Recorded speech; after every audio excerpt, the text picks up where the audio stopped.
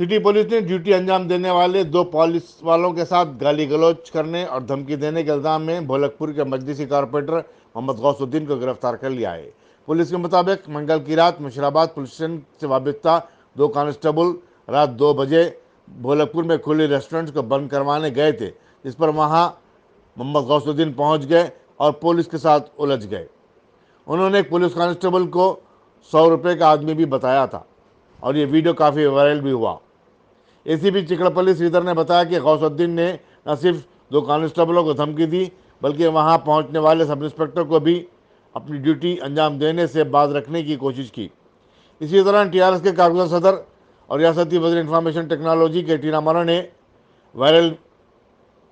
होने वाला video DGP को टैग करते हुए कारपोरेटर के खिलाफ सख्त कार्रवाई करने की हिदायत दी। उन्होंने कहा कि कारपोरेटर का इस किस्म का रवैया, खा वो किसी भी जमा से ताल्लुक़ रखता हो, नाकाबिले बर्दाश्त है। హైదరాబాద్ పోలీస్ స్టేషన్ లిమిట్స్లో గోలక్పూర్ ఏరియాలో 4వ తారీఖు రాత్రి అంటే అనగా 5వ తారీఖు తెల్లవారుజామున 2 గంటల ప్రాంతంలో ఇద్దరు ఒక బ్లూ కోట్స్ కానిస్టేబుల్ తర్వాత హోంగార్డ్, కానిస్టేబుల్ ఆఫీసర్ పేరు అనిల్, హోంగార్డ్ ఆఫీసర్ కారయ్య, వీళ్ళిద్దరూ తమ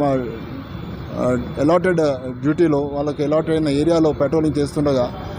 కొన్ని ఎస్టాబ్లిష్మెంట్స్ ఇంకా హోటల్స్, పాన్ షాప్స్ అన్నీ కూడా ఓపెన్ ఉండడం గమనించి వాళ్ళని క్లోజ్ చేసుకోవాలా, టైం అయిపోయింది 1:45 వరకు తమ టైం ఇచ్చారు, తర్వాత క్లోజ్ చేసుకోవాలని చెప్పి వాళ్ళకి చెప్పి బంద్ చేస్తున్న టైంలో లోకల్